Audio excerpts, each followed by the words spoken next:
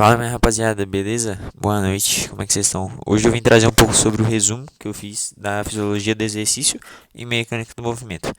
No primeiro tópico aqui, eu abordei um pouco sobre a integração neuromuscular e o controle motor, trazendo um pouco aqui sobre tanto a unidade motora, a sinalização do córtex motor, o princípio do tamanho, recrutamento espacial e frequência, a propriocepção, a contração que a gente sabe que é ou concêntrica, excêntrica ou de forma isométrica. Eu trouxe um pouco aqui também sobre os reflexos espinhais, abordando também um pouco sobre o sistema parasimpático, simpático e um pouco também do sistema periférico, a condução saturatória e a bomba Na mais K. No segundo tópico, eu abordei um pouco sobre as fibras musculares, a titina, miosina e fisiculturismo. Nos dois primeiros tópicos aqui, eu abordei um pouco sobre como as fibras musculares são e suas características, tanto o tipo 1, que tem a abordagem mais lenta e oxidativa, quanto o tipo 2, que tem uma abordagem um pouco mais rápida e é de forma glicóticas. É, eu trouxe um pouco também sobre o papel da tinina, que tem como principal característica gerar força no músculo, como se fosse uma mola. Trouxe também um pouco sobre os diferentes tipos de hipertrofia, quanto miofibrilar e sacroplasmática. Trouxe um pouco também sobre algumas características e curiosidades do fisiculturismo, que a gente sabe que tem como principal tópico o dano muscular e a recuperação rápida de nutrientes é, é, por meio de alimentações muito calóricas ou com um grande número de energia. Falei aqui no terceiro tópico sobre a adaptação muscular e a sinalização anabólica. Trouxe aqui no primeiro ponto sobre um pouco sobre a síntese proteica, no segundo sobre o que é a biogênese mitocondrial. Falei também sobre algumas adaptações neurais, principalmente as iniciais, mas trouxe alguns outros tipos. Falei um pouco também sobre os fatores de crescimento, como tanto as células de crescimento, como o GH, o GF, como algumas células satélites que funcionam como doação de núcleos. No quarto ponto, que eu falei sobre as vias de ressíntese de ATP, que eu falei um pouco como funciona essa transformação de energia em ATP, falando muito sobre a fosfocreatina, a glicose anaeróbica, que a gente consome ela e destrói ela de forma rápida, e o sistema anaeróbico, que a gente de uma forma mais oxidativa, um pouco mais lenta. Falei um pouco também sobre o ciclo de Krebs, a cadeia de transporte de elétrons, a duração e potência de cada via e a contribuição relativa. No nosso quinto ponto, falei sobre a fadiga periférica e a bioenergética do exercício. Nesse ponto eu trouxe um pouco 4 pontos sobre o que é a definição. A fadiga é caracterizada pela diminuição da capacidade do músculo esquelético de produzir força ou potência, mesmo com o sistema mesmo com o sistema motor recebendo, mesmo que o sistema motor mandando o músculo fazer aquela ação, ele não consegue devido ao seu alto desgaste. Trouxe também um pouco sobre o segundo ponto sobre o nervo periférico, que é a junção neuromuscular, falando que durante as contrações repetitivas pode haver alteração na excessibilidade da membrana da fibra nervosa motora, dificultando o modelo ideal de potência para a realização do exercício. No terceiro ponto, eu falei sobre a estabilidade e o acoplamento de excitação e contração, sobre a falha na liberação, onde o canal receptor da rianodina reduz sua abertura, liberando menos íons de cálcio para o citoplasma da fibra neuromuscular, fazendo com que o trabalho seja dificultado, fazendo seu aumento, sua geração de energia seja menor. E também falei sobre o prejuízo na recaptação, onde que a bomba de ATP do retículo sacroplasmático tem sua atividade reduzida pela sua falta de energia ou acúmulo de subprodutos metabólicos, fazendo com que a recaptação e liberação sejam comprometidas, o que diminui a quantidade de cálcio disponível para ligar a tropina. No quarto ponto, eu falei sobre o metabolismo, onde eu trouxe a energia e alguns fatores químicos, onde o aumento de íons de íons faz com que ocorra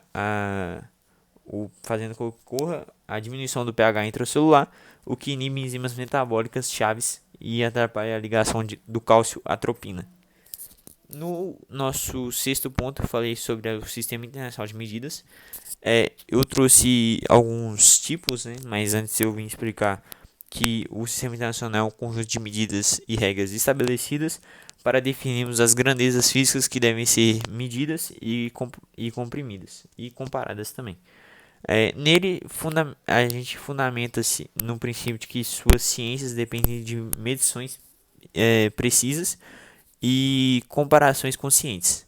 O principal objetivo do sistema internacional é padronizar e promover a consistente comunicação técnica e científica em nível global. O único país que a gente não, que a gente vê que tem uma diferenciação ali no sistema internacional de medidas, que é os Estados Unidos, né, que mede de um jeito todo errado, não faz o menor sentido. Eu trouxe aqui algumas medidas, tanto como o comprimento que a gente pode usar o metros, a massa que a gente pode usar o quilo, o tempo que a gente usa os segundos, a corrente elétrica que a gente usa o. Fugiu o nome. A termodinâmica que a gente usa o Kelvin e a substância que a gente usa o mol, ou a massa molar, né? No nosso sétimo ponto, eu falei um pouco sobre a dinâmica, a força e as leis de Newton, tanto como a primeira lei de Newton, que é a inércia, a segunda lei de Newton, que é a força, que é igual a massa vezes a aceleração, e a terceira lei de Newton, que é ação e reação. Eu trouxe também um pouco sobre a diferenciação do que é o peso e do que é massa. Também falei sobre o que é o atrito, tanto estático quanto cinético. E também falei sobre o impulso e momento, que eu abordei um pouco no oitavo tópico. Momento, impulso e elasticidade. Aqui eu falei sobre a quantidade de movimento, o impulso, que são joules, que é igual a força vezes a variação de tempo. Falei um pouco sobre o teorema do impulso em momento, as colisões tanto elásticas quanto inelásticas, o coeficiente de restituição, a energia potencial elásticas, que são as que a gente usa tanto como as molas quanto tendões, por aí vai. Na energia potencial elástica a gente tem a questão da força 1 e da força 2 indo para lados opostos e depois se encontrando gerando uma força maior. O ciclo alongamento e encurtamento e a potência elástica. No nosso próximo ponto eu falei sobre os saltos verticais, potência e medições. Os tipos de salto quanto o squat jump, o CMJ, salto horizontal, por aí vai. Falei um pouco sobre a potência mecânica, que é P igual a os watts divididos pela variação de tempo. Determinei alguns tipos de salto, como o salto de força explosiva. Falei um pouco sobre os métodos de medição, os cálculos de potência e as variáveis cinemáticas e dinâmicas. No nosso penúltimo ponto, eu trouxe sobre o que é o trabalho, energia e cargas de treino. Falei um pouco sobre o trabalho mecânico. Falei um pouco sobre energia, tanto cinética, potencial e etc. Falei um pouco também sobre a carga de treinamento, tanto interna quanto externa. O volume, que são as repetições, as séries e o peso que aquele atleta está usando durante o treino. A intensidade, que é o quanto aquele atleta está usando de sua força máxima no treino. O quanto aquele atleta está se colocando no máximo naquele treino. A densidade, que é a relação entre trabalho e pausa, o trabalho e descanso daquele atleta durante o treino.